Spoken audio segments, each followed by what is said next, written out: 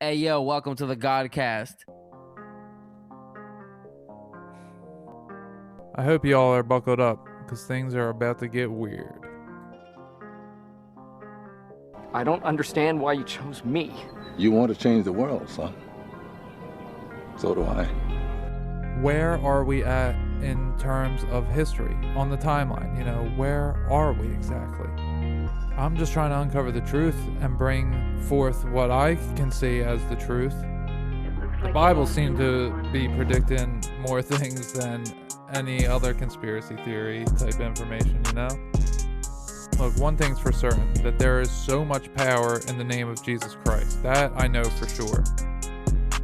Welcome to Godcast. Welcome to Godcast. The Goodness Over Darkness. The Goodness Over Darkness podcast. Here is your host. Here's your host, Emmanuel Kingman.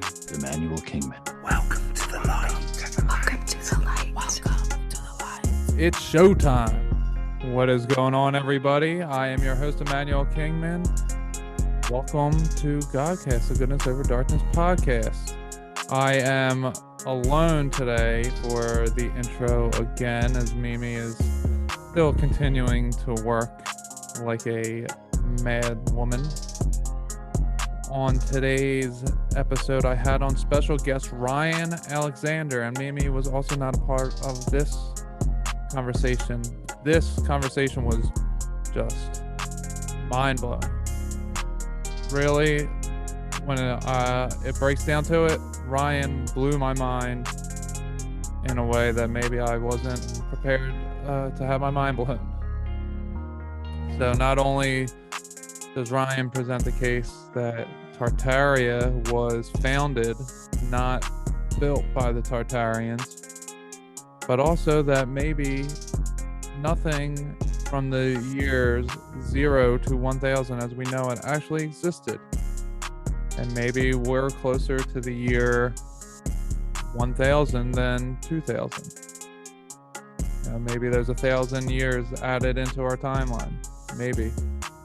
And if that were true, then it would only make sense that it was the Millennial Kingdom is what has been erased from history. The 1,000 years of Christ's reign on earth.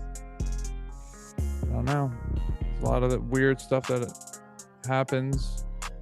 You got different empires lasting 1,000 years that are, one of them said to be from 300 to 1300, another is 800 to 1800. You have the Dark Ages, which are 500 to 1500. There's just all these different things in there that show that we actually don't know if they lasted 1,000 years, but they're all made to look 1,000 years. The Roman Empire. Ryan brings the case that nothing can be trusted because there's all of this history just missing, or it's what he calls ghost events, which is something just kind of repeating itself, and it's made to seem like, well, nothing actually happened. This is just a story that's recreated. And Ryan, this isn't his own conclusions that he's coming to. This is Fomenko's work, Russian mathematician Anatoly Fomenko.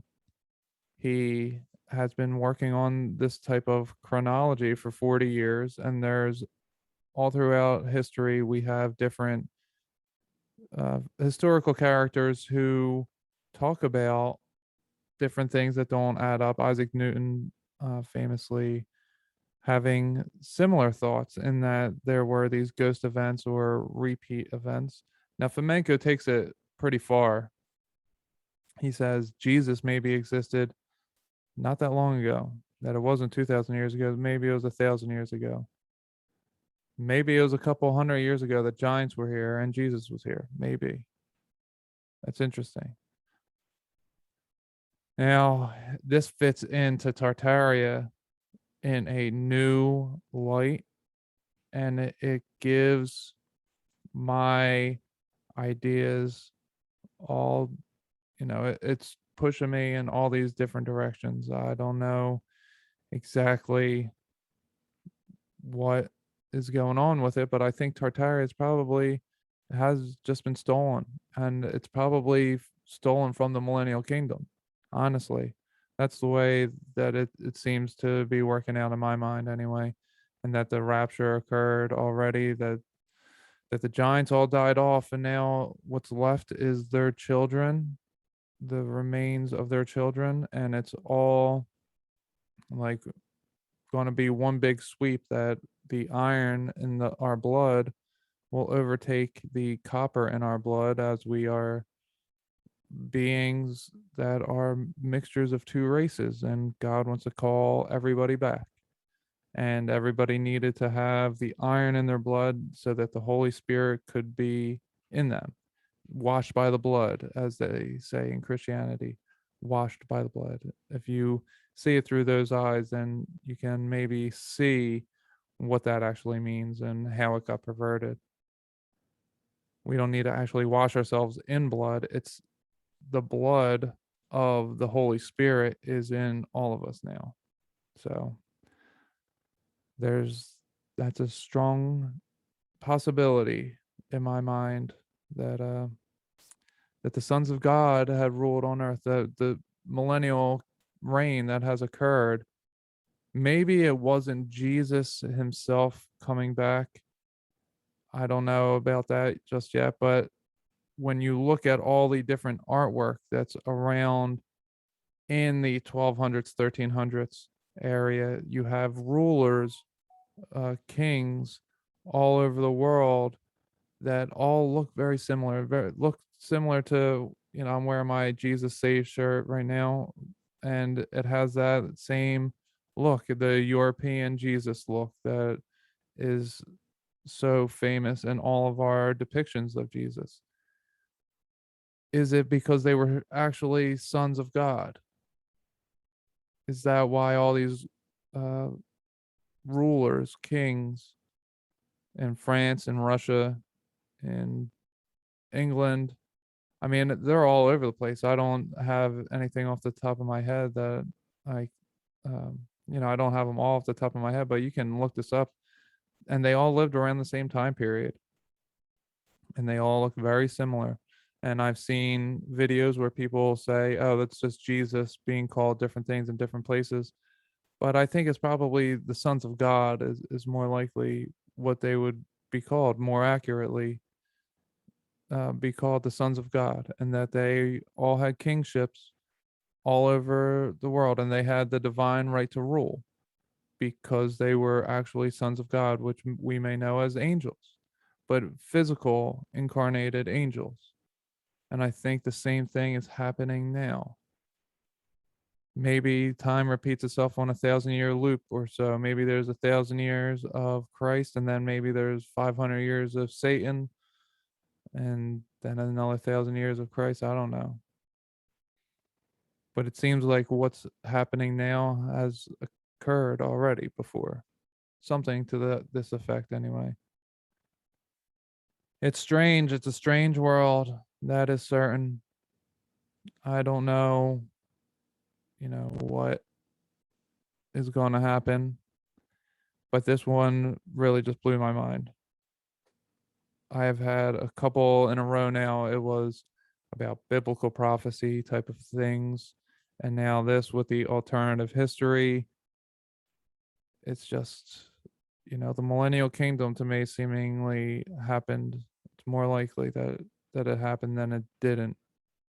And I think God is revealing all of this to us at the moment, this Tartaria type of stuff, so that we can get to the actual truth of where we are. I think where we are in the timeline is very important. I really do think that that's important, so that we know where we're at and we understand how Revelations is being mimicked right now to be occurring in our stars, in the different formations of the constellations, the Virgin Mary with the crown on her head. There's a lot to it. If you guys aren't familiar with it, you can look up Jacob Israel's been doing a lot of stuff on it. but I think that's just all made up. I think that the stars that we see may just be projections. I don't know, and that's what the satellites may be for, is that they're just some kind of electromagnetic device that is connecting in a way where then they can project out onto it. I don't think that we're seeing the sky the way it's supposed to be. I think that it's being covered up by some kind of false projection, hologram, if you will. I don't know that to be true. It just seems like there's something off in the way that it's all working out. So there's supposed to be an eclipse in 2017. There was one, and then in 2024 there's another. So that people are thinking it's the 7-year tribulation because of the signs of the way that everything is designed. It looks like it would fill Bible prophecy, but not really. It kind of does, but kind of doesn't. And it just seems fake to me. It just seems made up. And of course, the eclipses cross in America in the city of Little Egypt. It just all seems too contrived. I don't think that it's real. I think that it's being manipulated. I think that the rapture's already occurred. I think that we're at the final judgment when Christ comes back in the clouds instead of sits upon his throne, and people are judged for what's in their heart, and then they either, I guess, stay here. I don't want to say here, stay, maybe cease to exist. Maybe they get thrown into the lake of fire. Maybe they get left behind in physical reality. I don't know. I don't know what it all entails, but I think that the final judgment is what we're at, actually. Now, what that means in terms of tribulation, I don't know about the tribulation. I have to look into that more to see where that could have aligned in prophecy and history already. But I don't think that that is, I don't think that we're in it now. Oh, maybe we are. I guess in a way we are. I guess we always are in our own way, in our own life. Our cells take 7 years to regenerate. So you're a completely new person 7 years from today than you were 7 years ago today. Or I mean, 7 years from now, you would be a completely different person than you are now. So now you're a completely different person than you were 7 years ago. It's how our cells regenerate. 7 is the number of completion. It's that way for a reason. As above, so below. It's on the same scale. The cells are us. We are the cells of God. So on and so forth. The Fibonacci sequence. And that's where I think, see, Ryan doesn't say it this way in the terms of history being repeating itself of a fractal nature. I think that that's very likely, because when Fomenko says that Christopher Columbus was Noah's Ark, I don't think it was that close. Now, maybe Christopher Columbus was completely made up. I could understand that. But to say that Noah wasn't all that long ago, maybe it wasn't all that long ago, but to say that Noah was only like just happened, I don't see that to be true. I think that was long ago. You can't really trust carbon dating, but you can trust the weather patterns. I guess maybe not. If the pyramids were some kind of cloud seeding device and they could manipulate the weather and just make it rain there all of a sudden, I don't know that we could trust the aging of that, all that stuff, all the weathering patterns and what have you. So who knows? It's all super interesting. America might have been Babylon. America may have been Egypt. It's actually the Grand Canyon has a ton of Egyptian types of stuff in there. Maybe Egypt was all over the world. Maybe this was it. The Moors, Lemuria. I don't know. At this point in my studies, I don't have a clear picture as to what America was before, because it wasn't what they're telling us. It didn't start with European history, and there wasn't a bunch of quote unquote savages just running around here in teepees and to that effect. No, there were major cities all over America. There were established groups of people. As Ryan says in this episode, that he believes all races were here. I believe that as well. I don't think that it was some surprise that they ran into America. I think that they came here purposely, and that maybe the rapture occurred, and maybe that's everyone that was in America was just raptured, and those that weren't were hit with the mud flood, and their bodies were just buried. I don't know. Well, I don't know that we'll ever know, but it's very weird when we have all these serpent mounds, when we have all these bodies that were just buried all over America. We have different mounds, burial mounds that they say. That's not how they would have buried their own. It would have been mass grave sites. That's what a burial mound is for. You have a mass grave site. You don't just, oh yeah, let's just pile the bodies up over here. And no, they took very extreme care of what they did with their dead all over the place. I mean, look at ancient Egypt. And then you see all the Egyptian stuff that's in the Grand Canyon. And there's even Chinese writings in the Grand Canyon. America was definitely known about. It was not just some unknown place. Now, what happened to the people that were here? Who was here? What were they, giants? I mean, these are all questions I would like to know. So that's what I'm trying to find out. And in this conversation, we have a really good talk about all this type of stuff. So I think you guys will really enjoy this one, especially if you're new to Fomenko and the timeline deception. Then this is going to be a good place for you to start at. Make sure you check out all of Ryan's stuff. You can find him on Instagram, and I'll link all of his links in the description. Make sure you grab one of his books, his latest book, Everything the Government Does is Bad for Us. It sounds very, very interesting to me. It's very catchy. So make sure you go check out all that. Make sure you stay tuned at the end of the episode for a preview of the next episode. And without further ado, here is Ryan Aleckszander.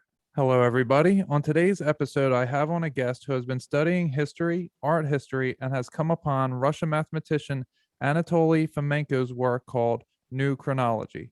He has written several books, including his latest, Everything the Government Does is Bad for Us. Everybody welcome Ryan Aleckszander to the show.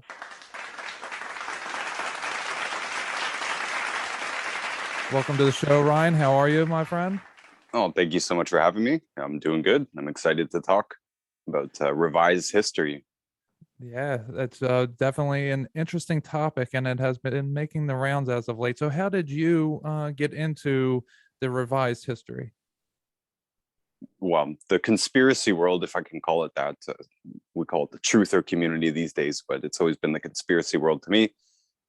We've kind of been converging on this whole subject, you know, the whole Tartaria thing, talking about the hidden empire of Tartaria, or the old world. Mm-hmm. It's pretty much all, this is the culmination of 20 years of the internet talking to each other. And little did most of us know it, apparently, that a man named Fomenko had already been doing this long before us. And a lot of these pieces are in his work that we've been looking for, I think. But long story short, I mean, to answer your question, I got into it probably the exact same way that everybody else did, through the internet. I'm mostly invited on podcasts like this to talk about this, which is weird because it's not what I do for a living at all. It's got nothing to do with it, but Oh, wow. I do read a lot of books, and within that is a bunch of history. And I'm into art. I'm an artist myself, and I like reading about art history. And there's a lot of that stuff that comes up in this conversation as well. So I guess I've been a little bit useful to help some people make sense of this, because there is some pretty outrageous claims. If you just start looking into mud flood and everything, there's some stuff that can come up that can be quite mind-blowing, and very little of that has any actual evidence in standard history. But when it comes to hiding the old world, hiding Tartaria, there is clues, and we can talk about some of that. Fomenko brings some of it up, but it's even in the mainstream narrative as well. Okay, well, I see you have an extensive library in your background there.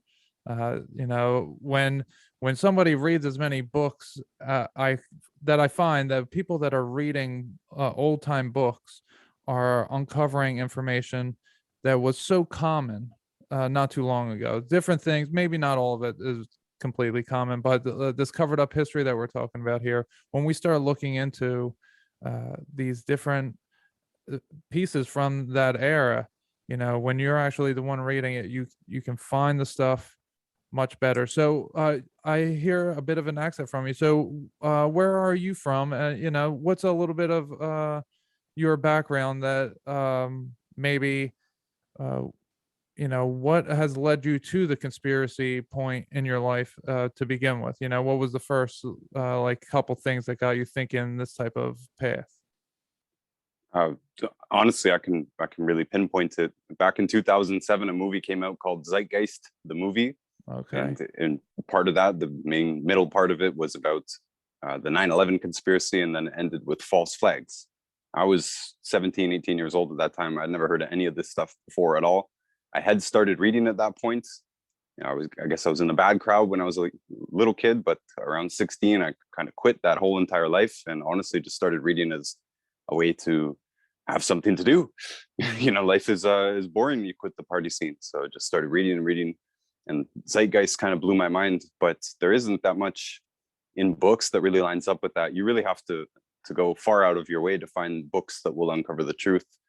Ironically, because books are an excellent way to learn, and all kinds of reasons to read. But this truth that we're talking about here, this Tartaria stuff, this is really not in books, and this is why I was so excited to get into Fomenko.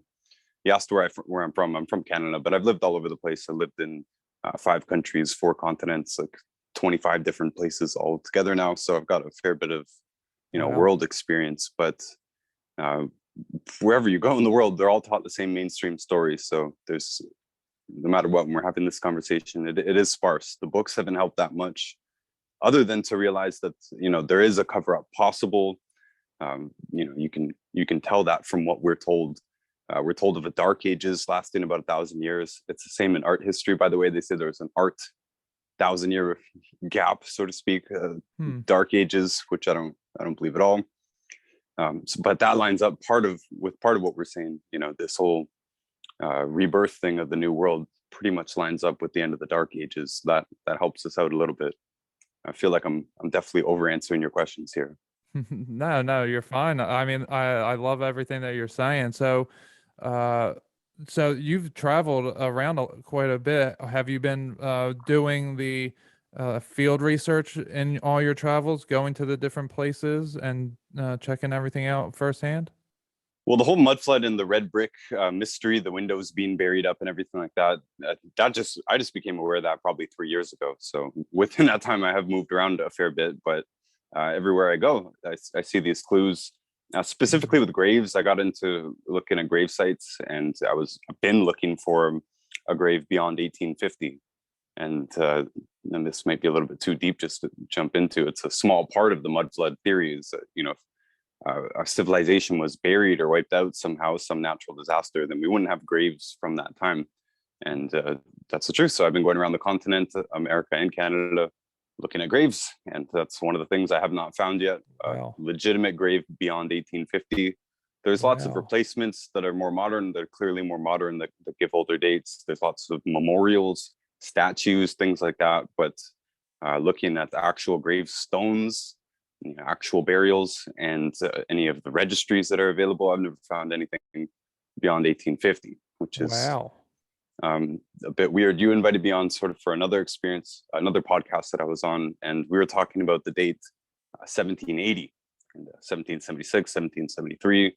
It's been a major war against what we're calling the Tartarian Empire, but what was called basically a Russian horde, and conveniently there, America's founded 1776. And then in my looking for whoever built these mud flood buildings, you call it research, looking in art, because we don't have photographs that old, looking for paintings, looking for etchings, anything that's showing mud flood buildings that have not been mud flooded. I hit a brick wall at 1780 and I couldn't find anything beyond that. Everything before that is pretty much depicting the old world. It's not depicting the second layer of that, or third layer, whatever it is, the Tartarian mud flood red brick primarily building. That whole design doesn't exist before that. So there's a very, very big hole existing right there at the 1780 mark. Forgive me if we've gone too deep too quickly. No. I mean, we go deep. This is amazing. So 1850, you haven't found a grave. So I heard about this in San Francisco. Someone asked a question somewhere on social media, and they said, if there was a gold rush in 1849, then why aren't there any grave sites before 1850? If everyone was going out to San Francisco at this time, and so famously so that the National Football League has a team named after this, 49ers, why aren't there any graves before 1850? It's a very odd thing.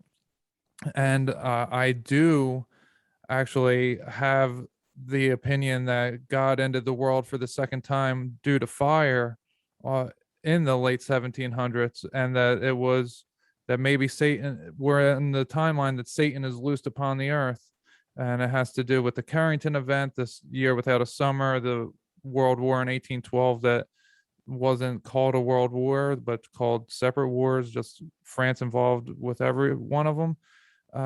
So I do talk about that, and it's very interesting what you're saying, because we have these burial mounds all over the country, especially there in America anyway.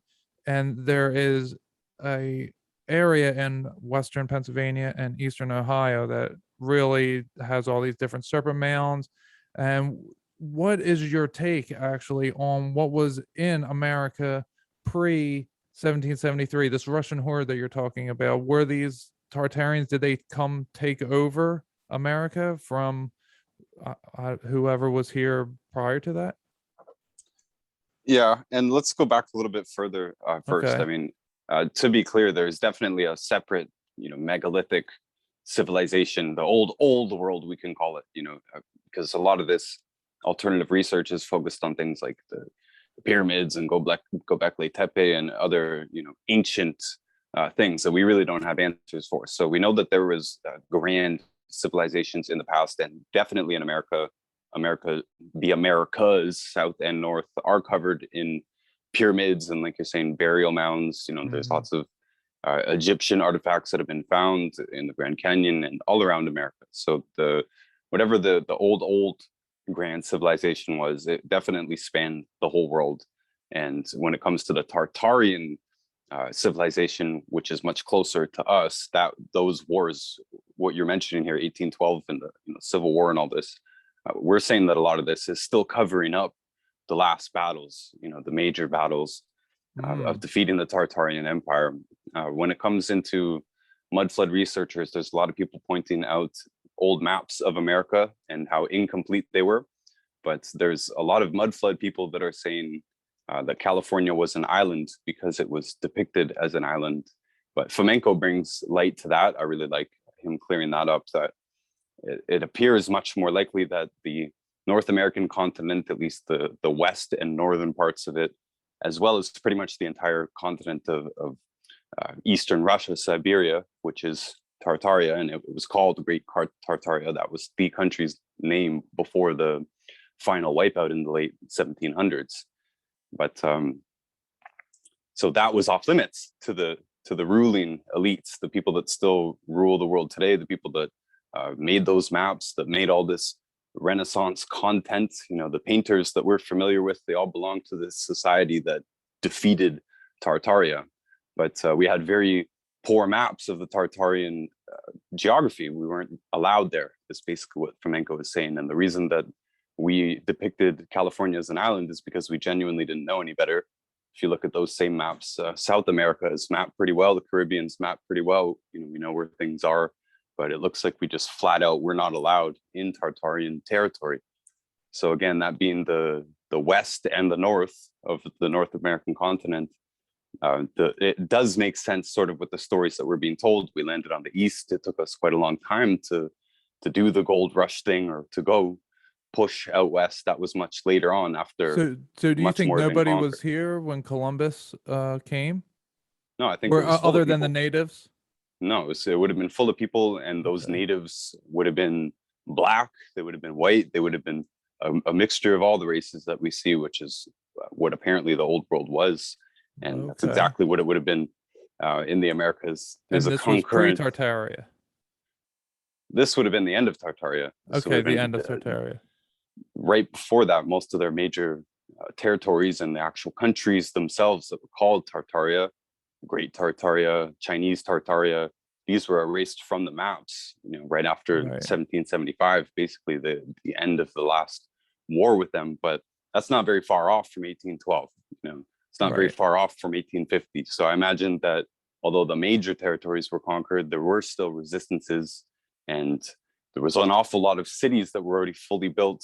A lot of people are saying that there's a lot of effort going into just destroying the old infrastructure. And it seems like a long way to go to stage wars in order to knock down cities. But, there was also these great fires. Every city had a great fire, and, earthquakes, San Francisco earthquake. So there was lots of excuses for buildings being knocked down, but it seems there was still always an abundance of it, and that now they don't really even have to bother explaining it. They just give you the name of a Mason architect and expect you to believe the whole history. Yeah, it is quite amazing. And I grabbed here, it says, so this is something I got in St. Augustine when I was researching. With the picture in the background, this is from St. Augustine. So I took this photo, and I went to see the Star Fort there, and went to see all the different structures.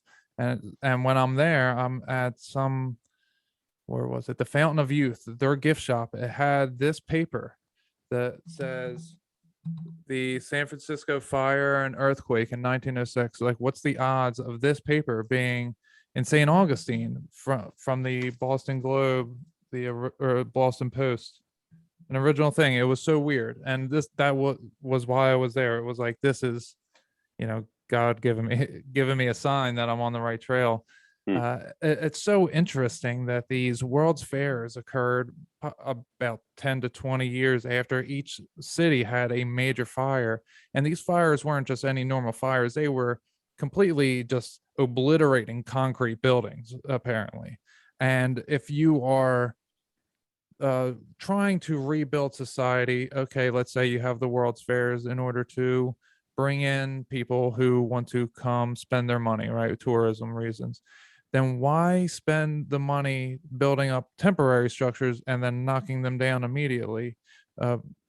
Whether or not they were actually made of wood and plaster comes into question when they tell us that some of the buildings still stand today and they're not wood and plaster. And it just, none of the stuff makes sense. All the pictures are just scaffolding. There's nobody actually working on them. There's signatures in construction that would be there, as in porta potties and different lunch areas, and these things that we wouldn't normally look for when we're just blindly trusting. They're showing us, oh, their scaffolding must have been, we're not looking with detail.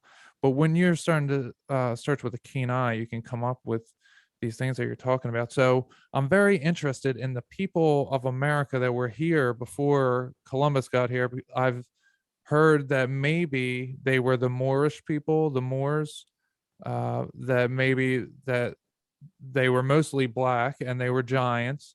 And so I would very much like to hear what your take is on those people who lived in both North and South America pre-Columbus, or when Columbus arrived. Well, on the Moors, that makes a lot of sense. There is Moorish architecture here, and there's a lot of place names that line up with Islam and stuff like that. But there's a lot So of the people out Moors there. are from Islam. I'm not familiar with who they are. I just know of the name.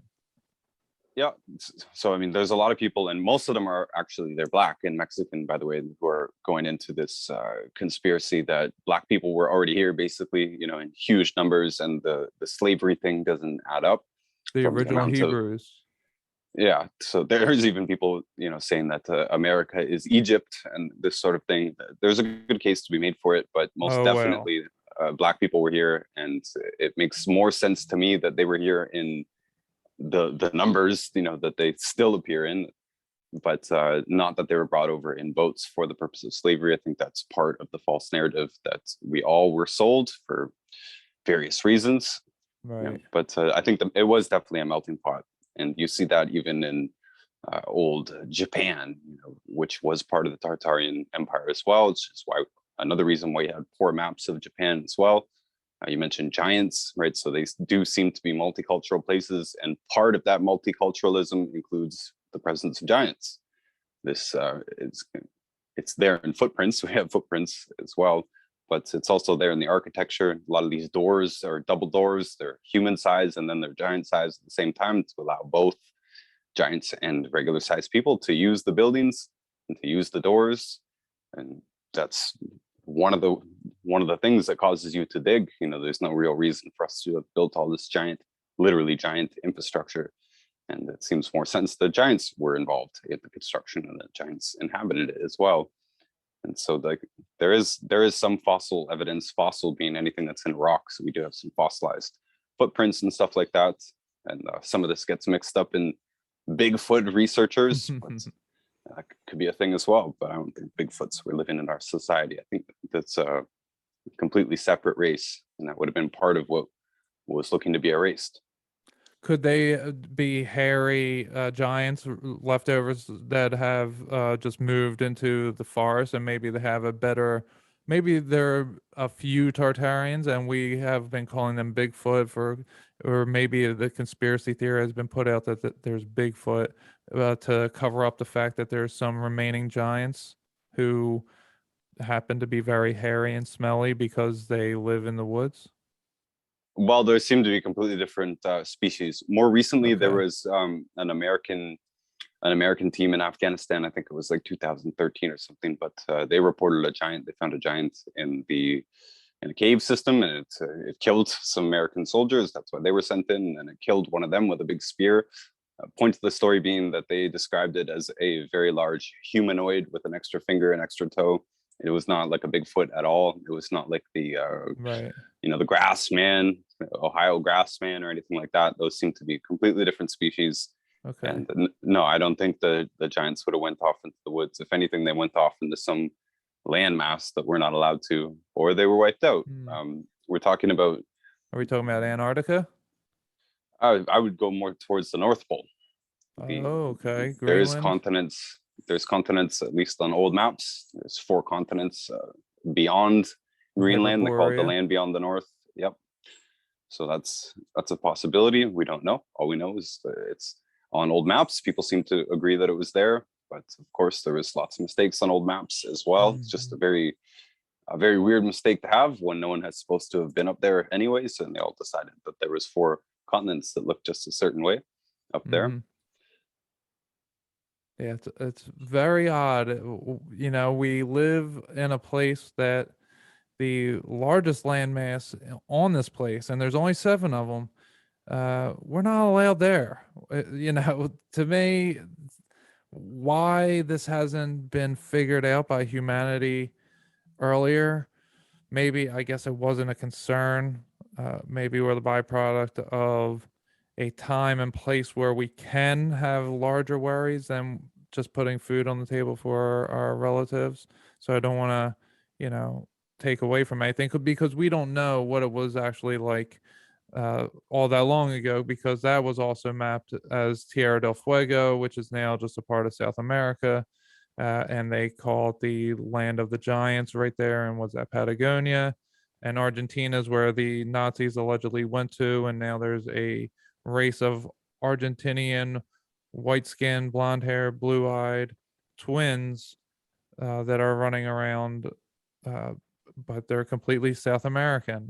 They've just been manipulated by Joseph Mengele. But I don't even want to get into that. So I invited you on to talk about the Anatoly Fomenko type of timeline. So I heard you say something very interesting before, that there's nothing that you believe that you can find that was from the year 0 to 1000, something to that effect. Am I correct on that? Yeah, and so a big part of Fomenko's work is he has discovered phantom events and phantom people, phantom periods. So basically, you get one type of a story or one type of a character in an age much closer to us, typically around 1400 to 1700. And then in the 1800s, pretty much everything that matters to our lives, has a story associated in the 1800s. So that's how it came about. But so you'll have a story that is in our more modern time, and then you'll have very, very similar stories phantomed in the past. 1,000 years prior. 1,000, 1,200, 1,800 years, big shifts. And it could be duplicated 2 or 3 times. These could be characters, that have been duplicated. Basically, their life is sort of the same. It gets especially dubious when the names that we have of these people describe what they did in life. It's not a birth name. That's often how people appear in history. They're given a Latin or Greek name or something that corresponds to what they did in life or what type of person they were. So this was one of the things that makes them more likely to be a phantom character. And they're known for their caricature, basically. But this makes anything in the deep history really suspect. The fact that we don't have original documents is really suspect. The fact that most of what we know as history was written basically in the Renaissance by a pretty select group of people before literacy was widespread, right? So the control of history has been there since the very start, and it's really only gotten worse. And modern historians tend to doubt. You can see their doubt very subtly in the old stories, because the old stories were written usually with quite certainty. In the Renaissance, they'd be like, this happened on this Monday afternoon, like 11 o'clock, and they didn't even have solid clocks, but they're dating things with the utmost of precision. And I'm saying, why is the doubt evident now? Because in modern history books, we don't take that accuracy seriously. So, but you see what I'm saying? That we don't trust the authors of the original history in their precision. But it's like trying to cover your tracks. Why are we still repeating the story as if it is fact? Because we really have very little evidence for the basis of most of our historical stories. We see much more modern stories that have been completely transformed. On the last podcast that you heard, we were talking about the Thanksgiving effect and how the story of Thanksgiving basically it doesn't resemble any portion of the reality that would have happened in that actual story. And that just gets expanded out when you start talking about people that are already more myth than anything else, like Alexander the Great or Napoleon. Any major character that you can name could definitely be subject to these distortion effects. But even Newton, Sir Isaac Newton, he wrote a book called Ancient Chronology Amended, something like that, Ancient Chronology Revised, something like that. But he had a big problem with the timeline, but he didn't look beyond BC. He was stuck in before Christ's time. He didn't start to look more modern times, and he blamed a lot of it basically on empires just wanting to make themselves look better, because the more ancient empires, the more prestige you have. So the lists of kings for Egypt, you can greatly distort the timeline if you make them all consecutive, meaning king 1, 2, 3, 4, 5, they all ruled in a row. But as soon as you start to assume that different kings could have ruled different parts of Egypt at the same time, that list collapses on itself, and you can move decades and centuries around just by renaming or bundling the list of kings in Egypt or the list of rulers in Rome. There's great mainstream disagreement on when these dates, the founding dates, like the anchor dates that really matter, like the founding of Rome, because so many of these so-called ancient writings will be dated like, 20 years into the 20 years after the founding of Rome or something. But if we don't agree on when Rome was actually founded, and we don't, then we can't really know with any certainty. And the mainstream scholars tend to say that this distortion is minor, it might be 20 years or so. But then people like Fomenko come out and show, phantom duplicate events, 1200 years separated or 1800 years separated. And we have great reason to doubt the entirety of ancient history for that reason, because we can find phantom duplicates in more recent times. This means that all of the ancient books, or we're talking about the Plato and Aristotle and stuff like that, all the old writings, Herodotus, all of this can be pushed up basically into the medieval Renaissance time. And that's one of the most interesting parts, because when you take away the ancient history and when you can show duplicates in the medieval period, basically means that that's when our history started. It started in the medieval times. And as you said at the beginning of this, we have basically no evidence of anything that happened between the years 0 and 1000. There's a very few theologians that are put into that time, but it's much more likely that those theologians lived in the Renaissance and that they have phantom duplicate characters tossed back into the early AD era. But there's very, very, very little of anything on record of that Could time. that have been the Millennial Kingdom, the 1,000-year reign of Christ? It could have been. What it could have been also is a period where Tartaria was very separated. And since we're not on the Tartarian winners of that war, this is why I was looking in art. I was figuring, well, if these people were here, okay. I would see something in art. But if that's not our people, then none of their art survived. None of their people survived. And I think that there was still big parts of the world that our history didn't have access to. Our history being, the Jesuits and the Benedictines and the Masons that basically wrote all this stuff. They wouldn't have had access to Tartarian society that would have been happening concurrently, because I don't think it just sat there empty for 1,000 years. I think that there was a time, a long time, where they lived in peace in their own territories, and when our forefathers, their territories at the same time would have been quite small in comparison.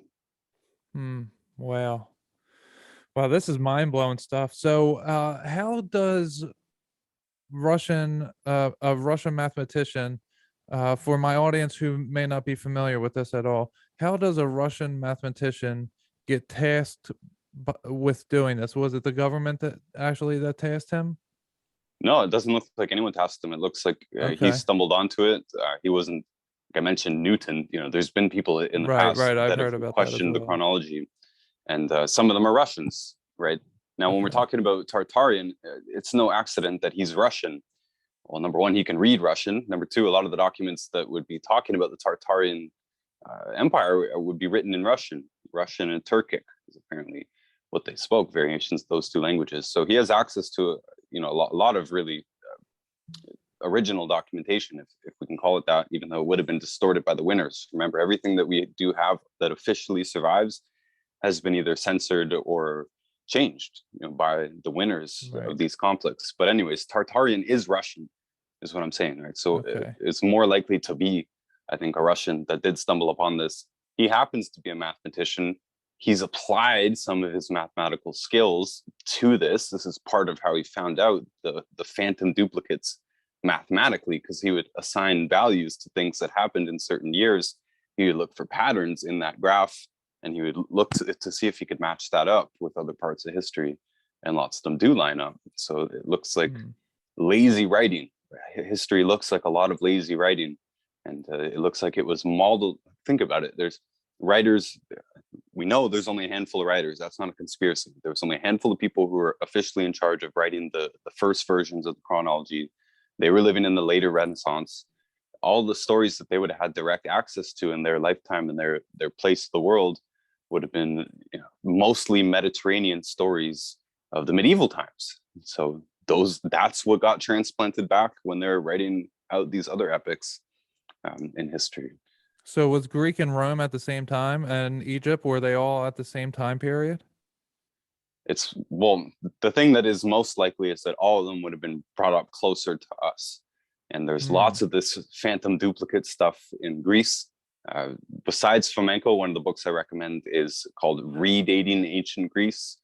It's by Sylvain Tristan. It's the book I started with. He explained Fomenko's methods quite good, and he focused completely on Greece, and its phantom history, basically. So what we know of as ancient Greece, there's a lot of good evidence that none of that was really ancient, that those stories are phantom duplicates of things that happened much closer to us. So Egypt wouldn't have been that long ago. None of this stuff would have been that long ago. And by the way, even like the Incas and Mayas and stuff, even according to our mainstream history, like they're not that old. It's not like they were extinct for 2,000 years and then we stumbled upon them. They were there when the Europeans went in. That was not that long ago, right? So it totally could have been that Egyptians were there. And remember also that the last Egyptian dynasties were Greece. They were Greek. After Alexander the Great, conquered, did his thing, his direct successor was a pharaoh in Egypt. They extended on that line. So all of this could have happened much closer in time. And much of what we're shown in the textbooks and whatever is often, it's sort of like Hollywood, They make up costumes for these specific types of people, but I think they were all much more alike than we're led to believe. These ancient civilizations that are not so ancient seem to be all sort of different variations of the same thing. Well, and these World's Fairs were just a continuation of this Hollywood, as you were saying from the textbooks. This is how they did it before we had movies, before books were as mass produced as they are, before we had television shows. This is, right now my mind is just like trying to process the possibilities. As you're saying, not only were they simultaneous, were just about, in the very same time period, but they were actually much closer to us in time. This is pretty mind-blowing stuff. So let's say 0 to 1,000. Well, okay, let me ask you, how old do you think humanity actually is? Do you have a take on that? Well, carbon dating and other forms of dating are very unreliable. They're much more reliable in closer time periods. This is from what I'm told. Fomenko covers it quite a bit as well, but it's far too inadequate, basically, for us to say we don't know how old things are. We don't know how old these monuments are. We don't, for the most part, know how old skeletons are, and we have very little reliability in any of our dating methods, so it doesn't help us that much. It's hard to say. We don't have anything in writing that I trust beyond, 1,000 years. That's it. So it's all speculation beyond that. We really don't know. Well, this is just amazing, because I agree that the giants were around not that long ago. I'm very psychic, and I get these visions sometimes, and I had a vision that showed me it was the 1500s. Something crashed into our firmament and started pulling oxygen and carbon dioxide out, and maybe there was a huge fire which would have sucked up a ton of oxygen and carbon dioxide, and it just started killing off all the giants because there wasn't enough to sustain them. And what you're saying now, I mean, that would suggest, that maybe 1,000 years ago, that it was a lot of giants were here, because we're talking Greece, Rome, and Egypt. Even to mainstream, there are accounts of these giant skeletons that aren't completely covered up from these time periods that we're told are ancient time periods, but it may be that much closer to us that it may have been in the 1200s, possibly. I know that Fomenko poses the thought that Jesus existed in the 1200s as well. Yep. Wow, this is amazing. So can you get into that a little bit with maybe in regards to the giants, but also with regards to Jesus in the 1200s? Well, I haven't gotten to that whole book yet. Okay. He's mentioned it. What he's Okay. mentioned is that he believes, and he's had some sources in there as well, that he believes the New Testament was written before the Old Testament, number one. And number Wow. two, that just like everything else that we really have as what's being called our source documents, we know they're not source documents. We know that they originate in the medieval times or the Renaissance. So it seems to be the same thing with the Bible. The copies that we have are from medieval times. Seems to be when it was written. We have no evidence of anything otherwise.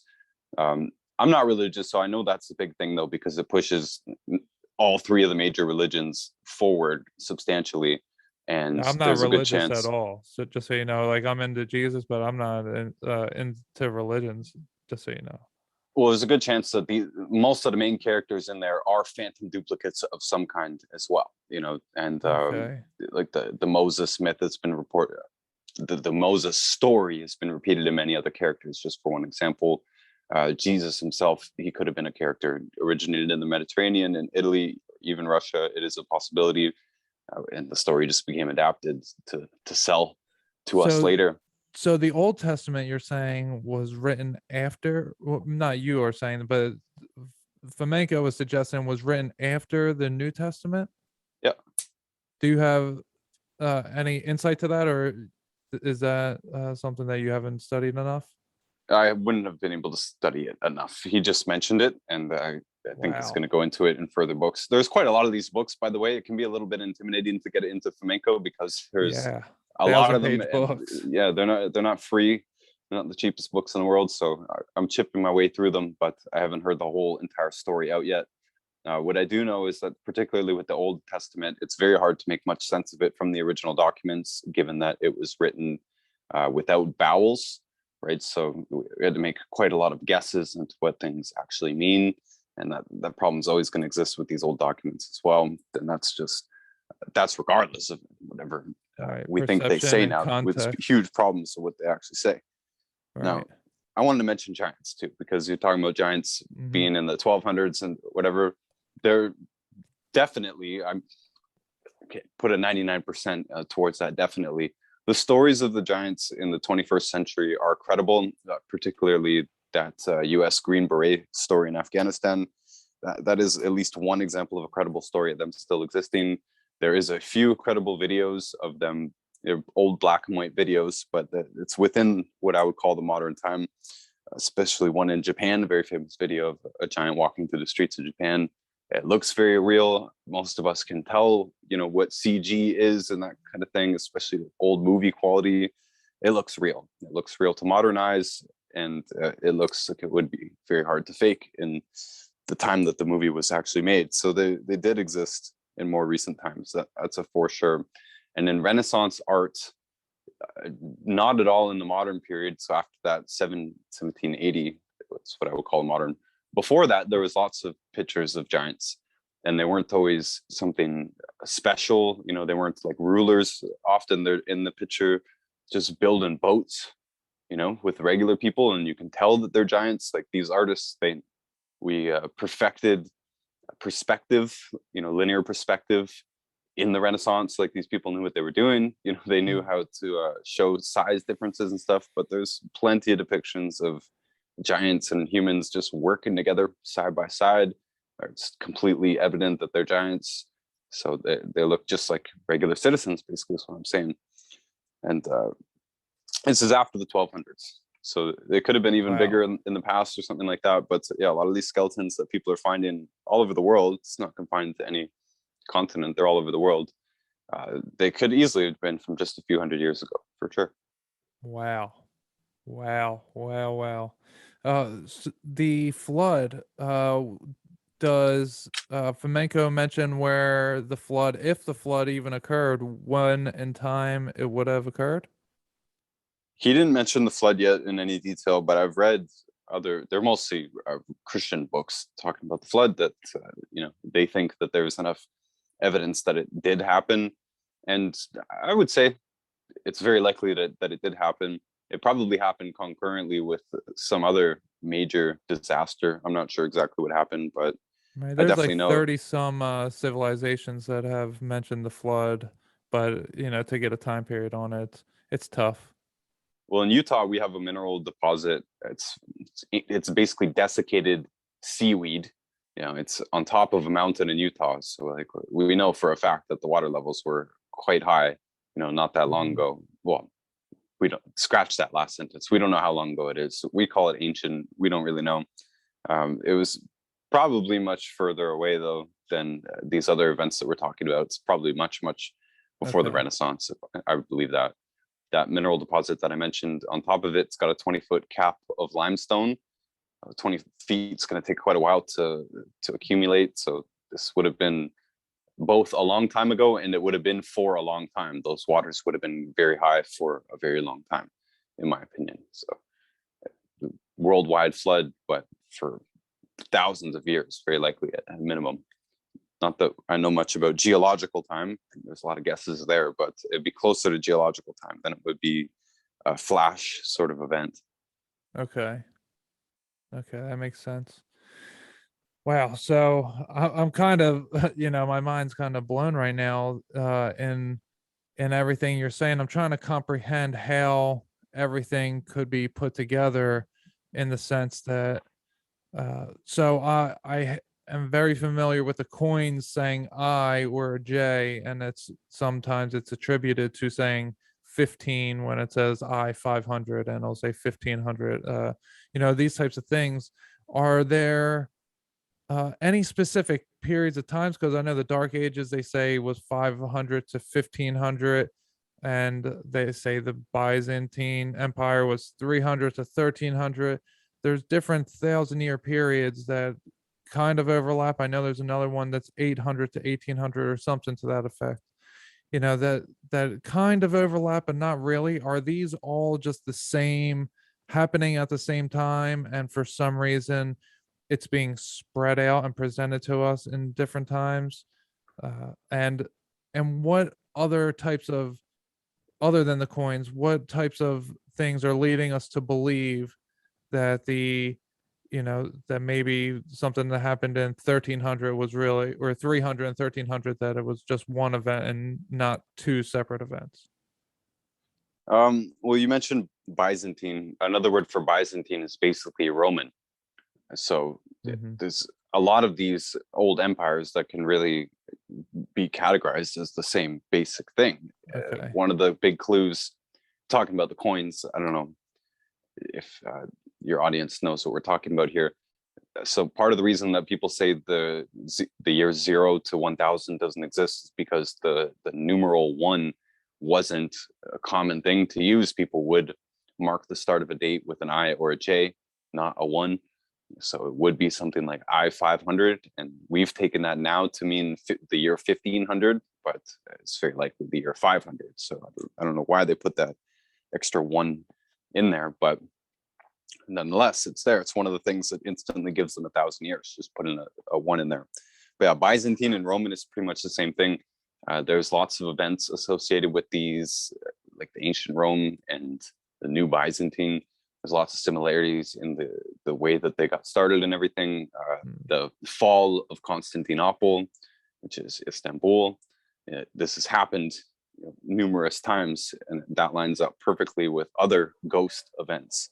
So those are one of the clues. Number one, that the fact that they pretty much have the same architecture, and even you throw the Ottoman style in there, that explains some of the variation. But hey, we like domes and we like towers, and they use the same basic styles all over the world in many different civilizations, even pyramids, right? They're reusing pyramids, they're reusing spires, all this kind of stuff. So they have a lot more in common than you would think. They differentiate architectural styles very loosely, by the way. Like the difference between Gothic and another style is going to be due to very small details, but they're the same basic structures, and they are distinct from the Roman. But even still, the whole Roman, Byzantine, most of the ancient world, Greeks, they all built in practically the same style. It's far more than a coincidence. We're saying it's because they were part of the same civilization, and that's true as well in modern times when they're trying to put these very slight differences in rename a whole category of architecture. But so in Byzantine, that's one of the main clues that they'll have, is that their history is pretty much just changed the names in some of the places of the old history, and it repeats itself. Okay. Are you familiar with the fractal nature of reality, the Fibonacci sequence and so forth? Familiar in the sense that people are claiming this is basically the substance or the base plan of reality fractally. Yeah. Right, that it repeats itself on a more grand scale over and over, as above, so below. Do you think that maybe these events are of a fractal nature, that maybe it's some kind of time that it's set upon, that things just tend to happen the same way in any given time sphere, like maybe it repeats every year, and then after that it's like every decade, and then every century, and then every 1,000 years, and so on and so forth, getting larger and larger each time? Is that maybe that happening? Honestly, I think it's much more likely that it's human interference. Okay. I think it's much more likely that the architects, the monks, the Benedictines, the humanists, whatever they called themselves at the time, it's much more likely that they deliberately wanted to create a false history, and that they only had so much to work with in their own memories and creativities and the stories that are floating around. There's also examples of people like Plato, who could have been made up, especially, I made a video about this, breaking down the redating ancient Greece book. And one of those is a character named Pletho, who lived in the more recent medieval Renaissance time. And he had every reason to create a pseudonym named Plato to put his own ideas into, and project his own student, Scholaris, into another character called Aristotle, who was the student of Plato. Right. So this is one of many ways that someone can transplant a story or a character into the past.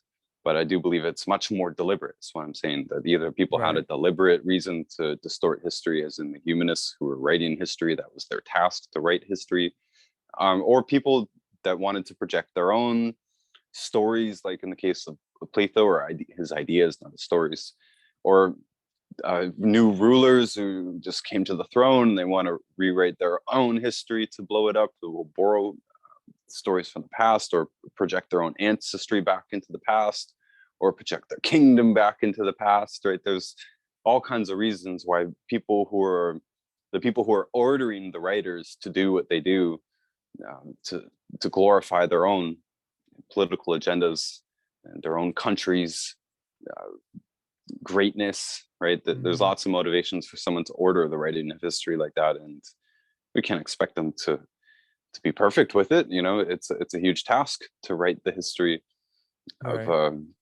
a nation, or the whole world in some cases. Is where some of this comes from, the history of the world as far as we know it. That's a huge task. I don't think I would be able to get it into that level of detail. I want to say here too that part of what I've been looking for in regular books, especially regular biographies, and it's quite easy to do this with artists, because the books about them tend to be more about the art than about the person. But I'm always looking for people who lived through some of these periods to see if there's any major events. And it's just like, no, there's no mention of any sort of a mud flood at all. And there's plenty of people who lived through these time periods, which would be really hard to mess with all these dates. Like, some dates in history can easily be made up, but when you're talking about diaries and stuff like that, there's very little actual distortion in our timeline. That's what I'm saying. I used to think that there could be years just inserted in, if they really wanted to mess with history, they could just say there was 10 years after a war, they could just make that 10 years disappear as they were rewriting it. But we don't see anything like that, as far as I can tell, in individual diaries and individual people who we do. So you don't think the mud flood occurred? Well, it's a big question still, right? So I haven't found any legitimate graves that I believe are past 1850. Lots of people say that 1850 mark is really where we should be focusing our attention, because lots seems to start at 1850. But there's no evidence of a mud flood in 1850. So what else is starting around then? well, there's more destruction than anything. There's people moving around, and there's things being invented, and the world is expanding for the colonizers, us, basically our ancestors, the colonizers. The world is expanding for them. But to get back to art for a second, because like I said, there's no evidence that the mud flood happened in 1850, because all the buildings that I'm looking at now, even like the White House, back in 1780, it looked the same. Yeah, meaning it was flooded already. Okay, so you think that the mud flood happened prior to the 1800 or 1850 anyway? Definitely, and it would have been prior to 1780. Now, here's the big question: did the destruction of the old world happen naturally by a natural disaster, or was it weaponized, which is what a lot of people are leaning to? Weaponize something like direct energy weapons, fire from the sky, that sort of thing. Frequency weapons or actual fire from the sky? Don't know, one or the other. But one of the big things in this whole Tartaria thing is what appears to be the meltdown. So we have remnants of cities. We have the red brick buildings with the buried windows and all that. That's entry level mud flood stuff, because that looks like it actually was flooded by mud. It looks very straightforward. We don't know how that happened, but it looks like a mud flood. The Easter Island heads. Yes, everything that's buried like that, like with 1 or 2 stories of mud. Yep. But what's more interesting, even possibly don't know what happened with those megaliths, but there's a lot of melted buildings in the world, is what we're saying. And melted grand gargantuan buildings and cathedrals and all this stuff, where the mainstream says they're dug into the rock, but we're saying that they were melted. That's something you got to look at pictures of to be a little bit more convinced of it. But it looks like 2 very different levels of destruction. One looks direct, like whole cities or massive buildings were literally melted from the sky. And mud flood, I think, might be one of the things that happens downhill of that, might be a secondary effect of this massive whatever frequency weapon or something, or act of God. I don't know, but it looks targeted. It doesn't look like it just melted the whole landscape. It just seems to target in on things that we're calling mountains now that look like they're melted buildings and cities. It's not. So are you of that opinion? Well, yeah, I think that looking at the pictures of buildings being melted, I think that's definitely something that happened. I don't know if that was. And now they appear to be mountains to us. What type of material might do that? If they were buildings at one time, what type of material would they have been made out of, do you think? Well, there's also, we don't know exactly how stones form. I know the geologists will give us quite a confident story of how stones form, but there's quite a lot of things that are, quite modern that have been found to basically have fossilized already. So we don't really know. I do think that old materials, some of them could have turned to stone by now. That is a possibility, but it's likely that they were just some sort of sandstone or something like that. I think it's something that it flash froze, basically, that it got so hot and then so cold instantly, they just fossilized. And this is why we see different things that look like beings, humans, that would have been titans, giants, and, not just 12, 15 feet. We're talking hundreds of feet, possibly thousands of feet, as described in the Book of Enoch in the Bible. Or not, maybe not the Bible, but the Book of Enoch talks about it. So I very much talk about the rocks being material that we can't explain. It's not something that just appears. It's something that develops through some kind of fossilization. So it is very interesting.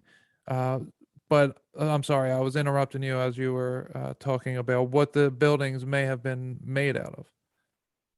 Well, when you're talking about, the rapid heating and rapid cooling, like we're talking about forces that are literally melting mountain-sized rocks or structures or something. So it's incredible forces. We had no idea.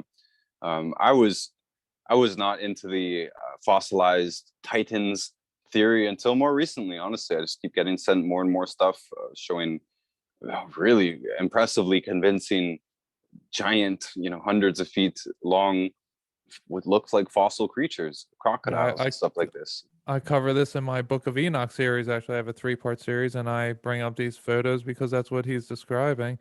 And actually, in the Book of Enoch, chapter 1, verse 6, it says the mountains will melt like wax before a candle, as a end times prophecy. So maybe it was some kind of program where it attacked all the big structures. I don't know, but the mud flood downhill, it's not always downhill. We just drove up here. I live up north, northern Canada. I'm not that far above sea level, but there's still mud flood towns within a 3-hour radius of here.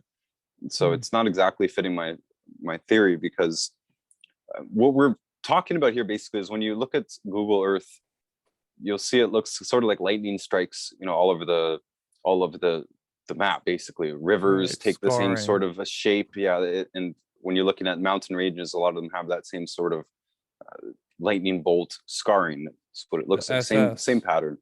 Talking about fractals, same. That's the sort of thing that you look at when you scroll out of the Google Earth map. So we're saying that, well, a lot of people are thinking that, and I tend to agree, that a lot of this, the features of the face of the Earth, were created by this massive electrical storm somehow. Again, whether that was provoked by humans or whether that coincides with our existing squabbles here and one side took advantage of it, I don't really know. But there's people saying that this is what the plague really was. It was a massive electrical storm. So that makes sense. We're electrical beings in an electrical universe. And these frequencies are, apparently strong enough to destroy heavy buildings and that sort of thing and melt them. But it's different than the mud floods downhill. There's something that happens called liquefaction when the ground shakes really fast and hard. It turns the mud into liquid, basically. Now, the reason I don't like that as an explanation for mud flood is because it would take out the foundations as well. We're talking about violent shaking of the earth, and the buildings that we have are still intact. So it doesn't explain it either. I lean more towards being downhill from a more major disaster, especially something like those frequency storms or whatever. I think the mud flood would happen, hundreds of miles away from that, basically. Well, massive volcanoes would also appear to be a mud flood. Maybe not the same degree, because they can test it for different sediment, but it would, maybe the heating up process is what I'm getting at. That maybe in the earth it heated up to soil liquefaction rather than being an earthquake that was, as you're saying, shaking it violently. That maybe there was a heating process under, or even maybe there was some kind of there was something, hit the earth, comet, what have you, hits the earth and triggers all these different things, that maybe the ground right where the comet hits becomes so hot that it liquefies in a given area, and maybe not everywhere, and maybe it doesn't ruin the buildings per se, but the entire foundation under it would just start sinking like quicksand. Could. Now, okay, I live up on a place called the Canadian Shield. It's a gigantic rock. It's bigger than many countries. It's huge, huge rock. So there are mud flood towns up here on the Shield, and you can see the foundation. The foundation is the rock. Everything is rock. My house here is built on a rock and stilts around it. So I'm saying that we know exactly where the ground is. It is where the rock is. And here, there is still mud flood towns. So there's towns that their buildings are built on the rock, and yet they're still buried. They had to brick up their basement windows and stuff like that, which I don't think those were basements. I think that was built exactly on the rock as it should have stood. But anyway, so I'm saying there's a mud flood on top of it. And so it coming from the earth, it could have. There's also, this isn't one event, right? Okay. A lot of people I used to think when I first got into this mud flood thing that it was one event, and people were all pointing to the 1850 mark, thinking that it was one event. No, I don't think it was one event. I think this has happened many times, and more than one time in the same place as well. Wow. Part of what I've found just going around the towns here in Canada and Ontario is I have buildings, lots of them, that I've found that are red brick underneath. So they're built what we're calling in the Tartarian style. And then on top of that, they have pioneer style renovations which lines up with the type of people, Europeans who came here and lived the pioneer life. They have pioneer materials. And by the way, you had to do this. If you find mud flood buildings that are made of brick, if you don't go in and change that foundation, like where the ground hits those bricks are going to start to turn back into dirt and the building will fall over. Yeah, so that's why you'll see a lot of these red brick buildings with pioneer style rock foundation, because they had to go in. If you find one of these buildings, that's what you have to do, or the building's going to fall down. You got to dig out a little bit. You've got to replace that front. You got to go over those bricks with rock so that the brick is not touching the mud. So there's lots of pioneer style renovations like that.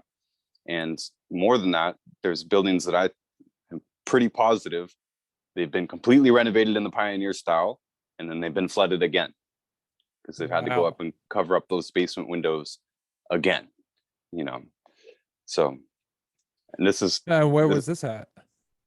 This is in Ontario here, where I've had the most time to go and look at, especially in abandoned houses. You see a lot of this stuff. You can see the front layer of rocks coming off and the old red brick underneath it, stuff like that. And a lot of them, I'm pretty positive there was at least 2 mud floods in any of these major places that you're going to talk about. So we're in the middle of some big old ancient cities here as well. There's Toronto, Ottawa, Montreal. All of those are very big, very impressive, Tartarian cities. In the boonies here, there's lots of stuff that is not so well taken care of. So you see a little bit more evidence for it. But yeah, anyways, I think there's 2 or more mud floods minimum. And when we started this off mentioning the really ancient civilizations, and there's nothing stopping me from thinking that mud floods are a part of resetting all of these civilizations, and that they happen all the time. And these different forms of these destructions could be fire from the sky, could be volcanoes, like you said. That's a real thing. Volcanoes do go off sometimes and bury towns. We have evidence, we have footage of that happening in the modern time. So there's many ways that this can happen. And I think it was one of the bigger mistakes, one of the bigger rabbit holes that wasn't worth chasing, to think that it all happened at one time. It's too hard to line that up, and it's too easy to debunk that. Okay, so you're saying just all throughout history, every so often, for whatever reason, there may be mud floods that just bury entire civilizations, and we just have moved on from it, and the history of those places has been covered up? Yeah, and the reason I tend to think that it goes directly with these major scale, like melting of mountain type events, is because the mud comes in, but we don't find much buried in the mud, which is quite a weird thing. So it means that it probably came up all at once, because there's not different layers. We don't dig through the mud in our backyards and find different artifacts in it. Not usually. The artifacts will be at a certain level, but they're like spearheads and stuff like that. So I'm talking about the type of civilization that could build red brick buildings or build Roman architecture like that. I do think that some sort of vaporizing event would have had to have happened, or we would have a lot more left over from them buried in the mud, right? There would be a lot of stuff that we could dig up anywhere. Any of these, we're talking about a whole continent here. At least we know that Tartarian was in Australia and Japan and Russia, of course. So we would have dug this stuff up already, right? It's something that was more advanced that didn't fit in the timeline. So I think that some sort of vaporizing event did happen and took most of everything with it. Like I'm saying, from my investigation of art, we have absolutely no art from the conquered lands. None, zero. Not something that was smuggled in. Nothing, absolutely nothing. And knowing humans and how sneaky we are, I don't think that anything did survive. Because I think I'm talking about any evidence of the old world, before it was bombed out or whatever happened, humans are so sneaky that if there was anything left to save, they would have saved it. But we only have some artifacts left over at all in the layer of mud, which is an extremely weird thing. Most of the buildings are completely empty, of any, real human life. Like we didn't find them fully furnished or anything. I hope that's not too much of a tangent, but that's a big question when we're talking about, well, what came in mud flooded everything, you would think that there would be things buried in the mud, even human beings. Where are the human beings? Right? Sure, they got 6 million skeletons in the catacombs of Paris. Well, so what? We're talking about whole cities all over the world, that were apparently wiped out in one shot, and there's nothing buried in the mud, including no human bodies. That would be something we would find all the time now. The way that the past is presented to us is that they didn't have very many people, but there's back in the 1200s, 1300s, there were cities of 30 million people across the globe. I mean, in multiple places at the same time, but we're not presented in our history as that. It seems like I don't know exactly how many people are on the earth. There's a lot of people that are talking about maybe there's 1 billion. I hear in the conspiracy community that maybe, there's 1 or 2 billion, not the 7.8 that they tell us about. I don't know. But I do know that it feels like in the past that it blew up this way, that it wasn't that many in the past, and now all of a sudden, no matter how many there actually are, it appears to be that there are many more all of a sudden than there used to be. That brings me to a question about the mud floods. Is the roads, did they have vehicles that were moving things around? Did they have maybe flying vehicles? Were they using the ether in some scientific way that we maybe can't today, and so that's why science hasn't been able to find it? Maybe the energy is being used in a way that's restricting us from finding it? Or did they have actual roads that just got buried, and instead of uncovering the roads, they just left it and built on top of it? There's a few different questions there. When it comes to roads, the whole earth is still covered in primitive roads, basically. Okay, so I'm going to divert here a little bit. I'm not really into crop circles. I don't really know. But I remember watching a documentary on it a long time ago, and they were talking about how after the crop circle, and maybe not all of them are real, but this one is pretty convincing. They said after the crop circle, the plants never grew the same in that spot. I've been thinking about that for a long time, because there's these lines all over the world that wherever you want to look, some of them look like they're like big scars in it. Most of the roads that we have today look like they were built on these old lines, and as well as airports and stuff like that. And if you go back on old maps, a lot of these lines clearly existed. Now there's a big line going off. Yeah, I'm sorry, it'll go off. It'll stop in a minute. There's a big line that's used for high voltage power. It's a high voltage power line. It's called the Gatineau line. Gatineau is the French side of Ottawa, and it's a high voltage power line. Anyways, go back on old maps, and it's still called the Gatineau line. It's still a line, and apparently trees don't grow on that line. They don't have to do much maintenance to it. It's just a line that's cut through the earth. Maybe it's a ley line. I'm not sure. I'm saying all this too because I've been hanging around abandoned places, for much of my life. We used to spray paint on them, and now I like looking at mud flood stuff. But I noticed, after I've heard this too, it kind of clicked together. I noticed there's quite a lot of properties out there that are on what seem to be these very old lines that do not get grown in. If you leave a property out here where I live, in no time at all, the bush is going to consume it again. Like your little trail is not going to last long at all. And there's lots of these old roads that seems that nothing wants to grow on them, or just grass will grow on them, and no one has to maintain them. It just stays a road. So I mentioned crop circles in that same sentence because I think whoever constructed the basic outline of our world was using some sort of massive tool or program that physically alters the ground itself. And a lot of these old roads, I bet if we left them, trees wouldn't grow on them because they were put down by some sort of energy. Wow, that's very interesting.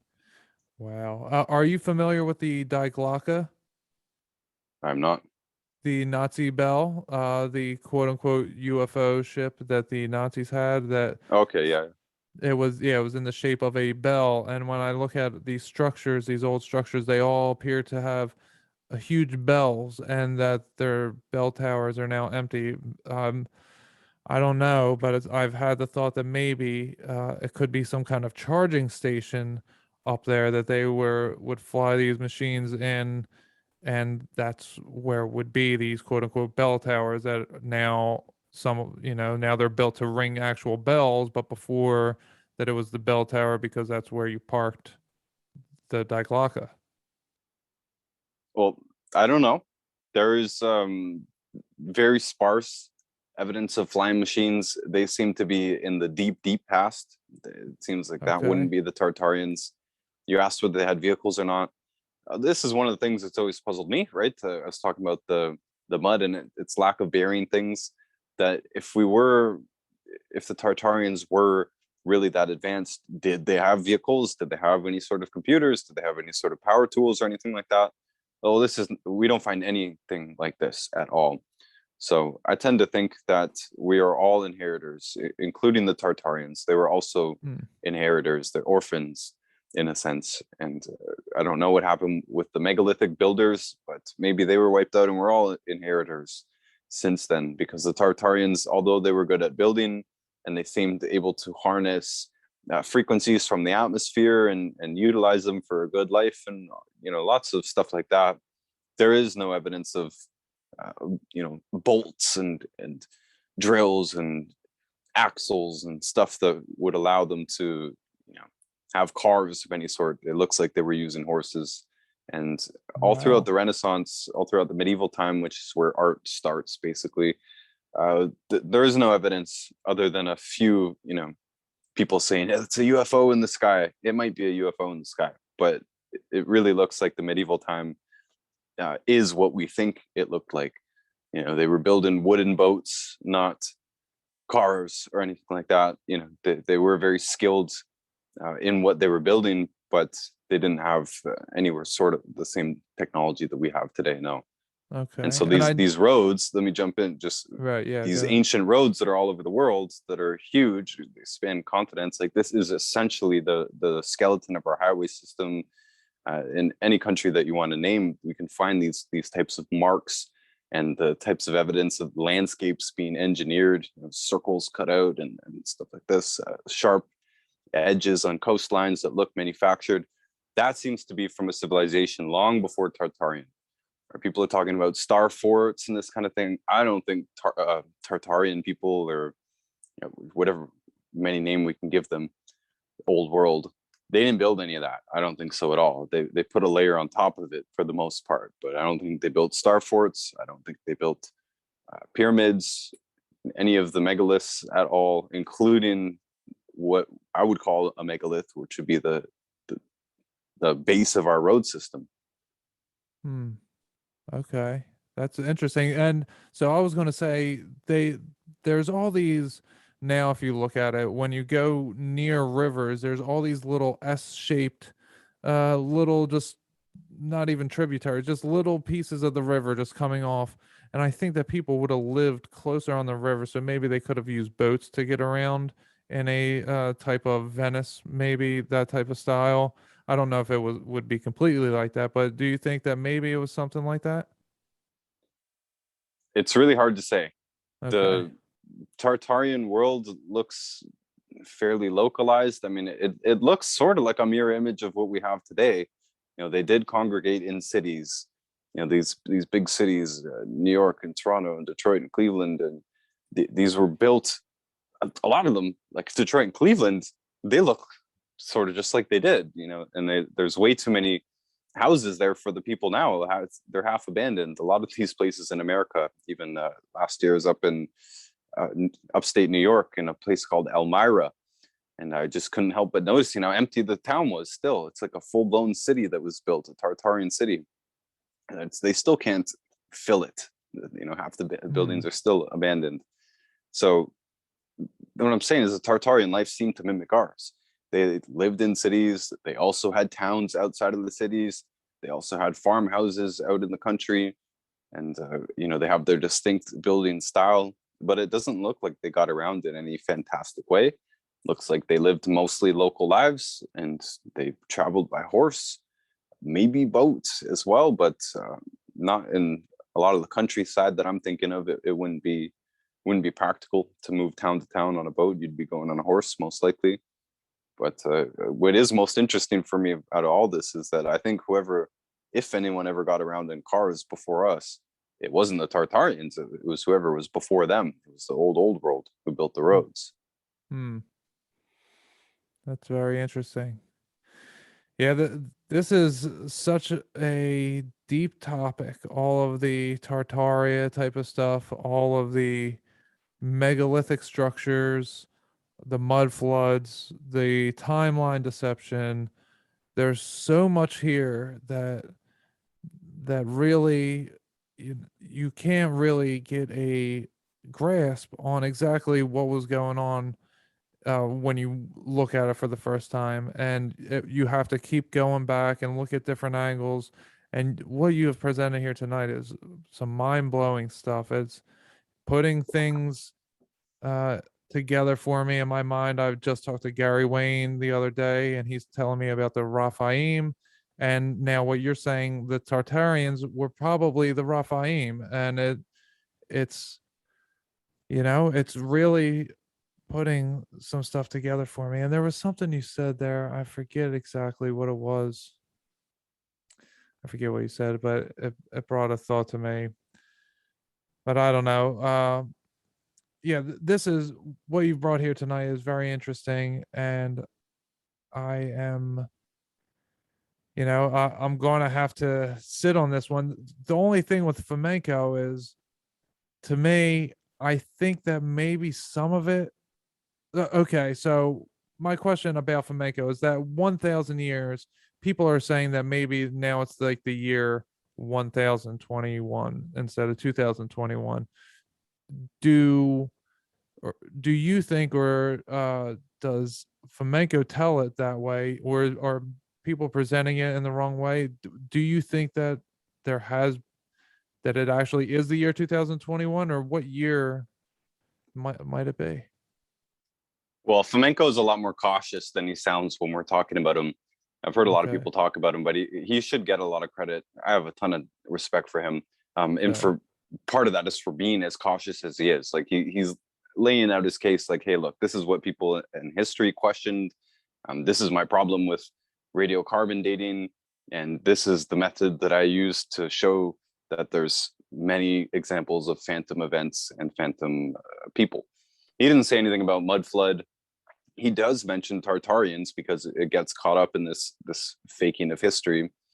But he does say that it's very unlikely that anything happened before the year 900. Use the year 900, not 1,000. I think we've been around, many thousands of years. Okay. I don't know more than that, but I would say many thousands for sure. What year is it today?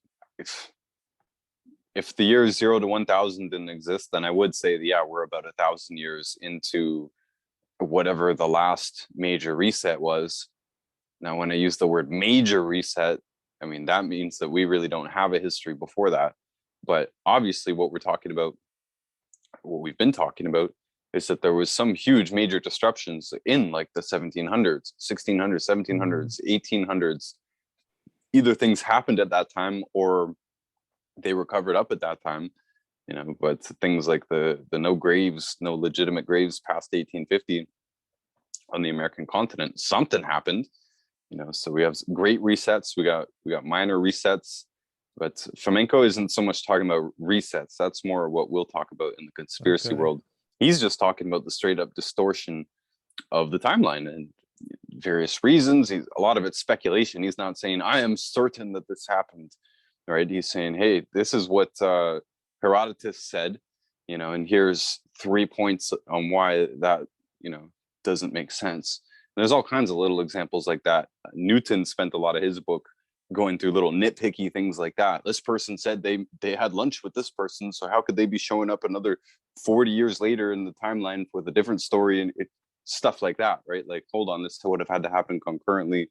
There's mountains and mountains of those examples, and that's why Fomenko's writing is so extensive. But yeah, he's not making any real concrete conclusions other than this should be questioned quite deeply in a lot of these different characters. All right. Well, Is there anything left that we didn't cover that you wanted to touch on? Well, we usually end, or I usually end when talking about this kind of story with the main point of it all. I think, it's interesting, obviously, because we don't know the answers to it, so that's automatically intriguing. But the same system of hiding history from us is very much in effect today. There's a small group of people who control what we see, and this is through media, news, newspapers, mainstream book.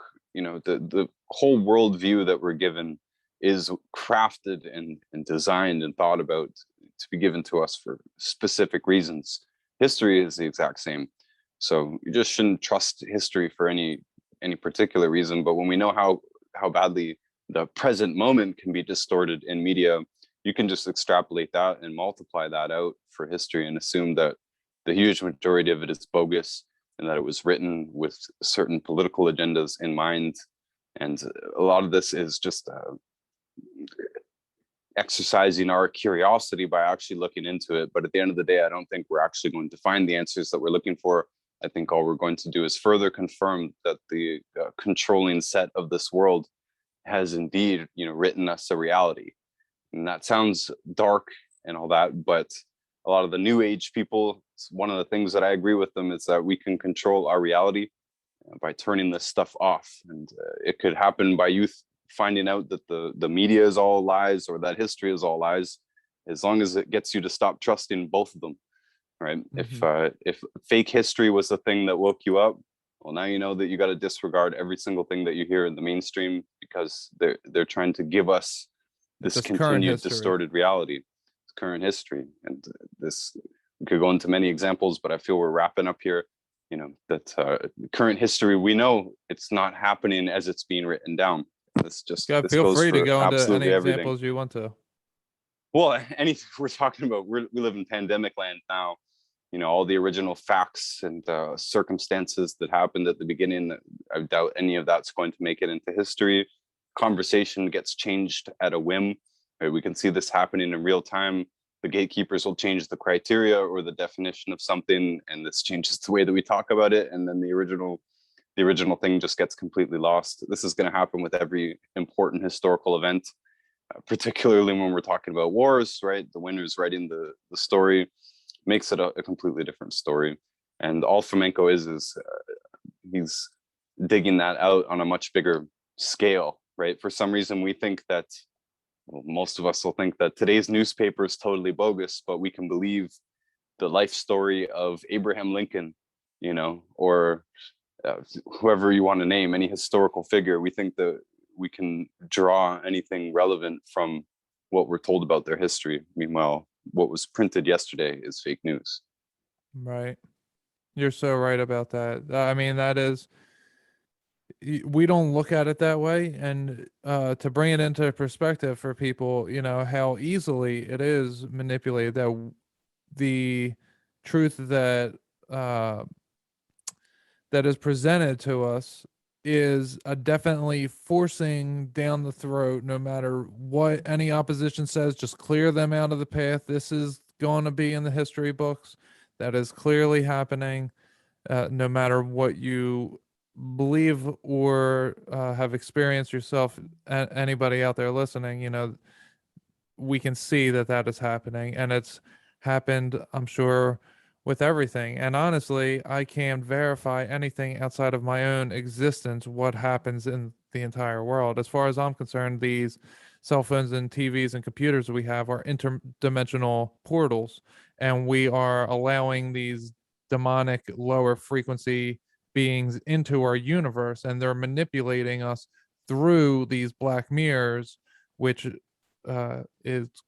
takes me to John Dee and his black obsidian mirrors that he used to use to talk to do this scrying with Edward Kelly and talk to these spirits. So all of this stuff, it sounds so crazy on the face of it. And if you're someone who is just waking up and this is your first introduction to alternative history, I would suggest that you take it piece by piece, because it is very deep and it is very encompassing, and it is a whole completely different outlook on where we are in history and what's going on right now. I would like to ask you about the incubator babies involved with the World's Fairs. Are you familiar with this at all?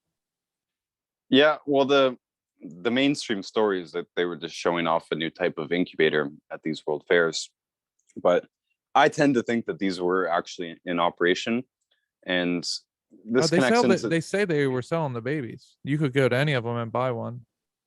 yeah. So some of them would have been orphans, and excuse me. There's a lot about orphans. There's orphan trains of orphans that were being transported from New York to across the Midwest, and some people are saying, why is there so many babies? I think that's a legitimate question. Why the heck is there so many babies out here?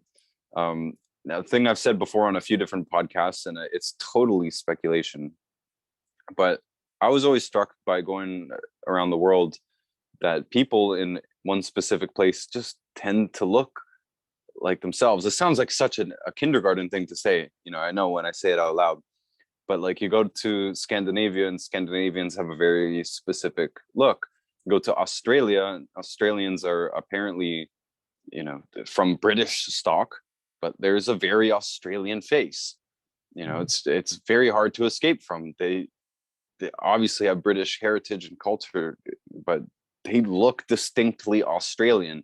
And so when I started to hear about these baby incubators and the overabundance of orphans, not just in New York, but all over the place, I'm thinking, where the heck are all these babies coming from? I thought there's a super high infant mortality rate going on here. Where are all these babies coming from? I think they were born in batches. And that now implies a huge level of involvement from the controlling class. Yeah. Oh, I have a similar theory. And maybe that's just a show of the technology at the World's Fair. I'm not sure. It's a super strange occurrence, just to show off a new technology of babies incubators. Mm-hmm. And it wasn't healthy for the babies, by the way. They had to put up glass because babies were getting sick and a lot of them were dying. Too much human contact. It's not good for babies to have millions of people passing by them and all that stuff. So I don't know if they were growing babies in big batches, but I tend to think so. And I know it sounds totally crazy, divorced from everything else we've been talking about, but when you consider that we very may have inherited, half the world basically that had been bombed out or destroyed or something, but we're left with all this infrastructure to re-inhabit. Who's going to do the re-inhabiting? It happened awfully quickly. Mm-hmm. It seemed to be moved in all at once. You look at old videos, I'm talking about the first videos, they're weird. Everybody's wearing the same stuff. Like it looks like everybody showed up to be an extra in a movie. They're all dressed up the same, right? You see footage of people at the beach, like they're literally all wearing the same swimsuit. All the men are dressed the exact same. Like, really, I haven't seen this. Almost all the scenes from the old world look like this. Okay. That everybody's wearing basically the same thing. They look like they were just given to them. They look like the same amount of wear. But even the adults sort of look like children in the way that they're experiencing the world. They don't look like individual adults. They look like batches of orphans that have just been placed to re-inhabit a new place. It's very strange. And if this would have happened, this would have been in the more modern times. This would have been in the 1900s even. This could still have been happening. Mm-hmm. That's when some of these world fairs were still happening. And it could have been before that, when other resets or wipeouts happened.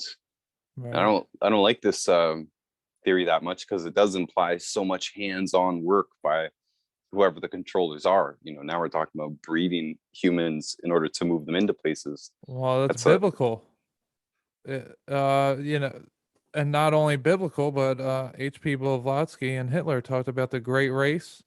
Maybe they're talking about a race that had already happened. Maybe they were just unaware that it already happened. That our great grandparents in this country are called the greatest generation. Maybe that was because they were slaves. They were literally born and bred to be perfect biological slaves. And so my theory is that the rapture has occurred, that the millennial kingdom has occurred, that we're on the time that Satan's now running the earth and deceiving everything, and that's why everything's mass chaos and has been for quite some time since the 1850s. Like I said, the Carrington event, I think, is when he would have come here. Yeah, so the incubate and also the explosion of the psychiatric hospitals in the late 1800s, that all of a sudden there are all these castles are being filled with psychiatric patients.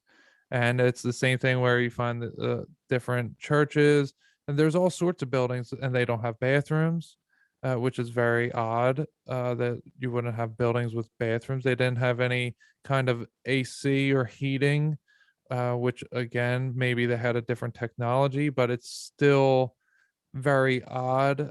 There's just a lot of things that could have occurred, and to me, I mean, I'm open as can be. I have a kind of a picture that I have painted for myself to understand, but still I'm very open to hearing new things. And you're helping me solidify some things in the way that I'm looking at it as well.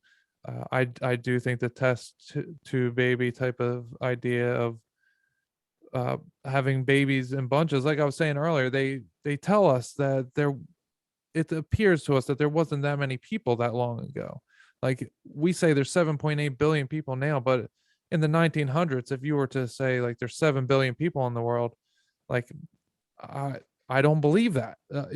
Not even for a second. Like it doesn't. Everything that we're given shows that there's a tiny amounts of people versus how much space and everything, that they just don't fit in. Like you said, they seem like kids in this giant world. Yeah. So I think that'll do it for us. Do you want to tell our audience where they can get your book and where they can find you on social media, website, and anything that you would like to promote? Yeah, well, like I said, mud flood's not really my specialty. I am in the alternative health business in real life, but I like to read and write about many different things. You can find all of my books and links on my website, noticebooks.org. That's spelled not usbooks.org. And maybe one day I'll write something on mud flood, but there's so much information to go through. I don't feel anywhere near equipped yet. It's just a very interesting subject, and it has a lot to do with not just where we came from, but the world that we still inhabit. I think this the key to discovering not what caused the mud flood and whatever, but who knew about it and who covered it up. Those are the same people that know about and cover up our world right now. And when we know those reasons, trying to end on a positive note here, when we know the reasons of why they're covering up our reality, I think that it has to automatically lead us to our own empowerment, because the reason that they're covering up all this stuff and changing our reality is because if we knew our reality, we would be more powerful. So the flip side of all of this weirdness and all these questions is that if it is true that our reality is entirely opposite to what we are told from the controllers, then learning about this is the first step to utilizing our actual power. Maybe that needs a lot more explanation, but I think that's a good place to leave it for now.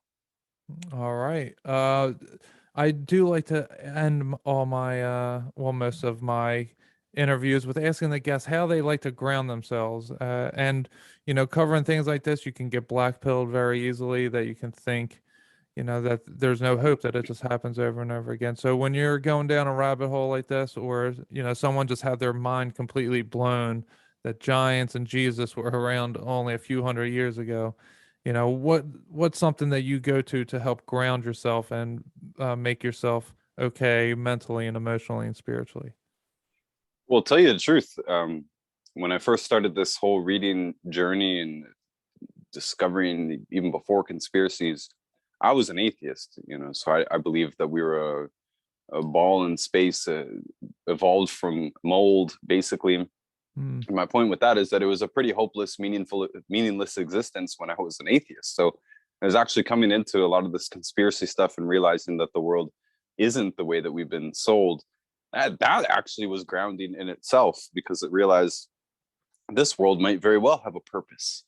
You know, there might very well be a God. And beyond all that, whenever I get like, oh, you know, the world's going to end or whatever, we only have whatever time we're here. Whether you believe in fate or not, it doesn't serve us to be fearful.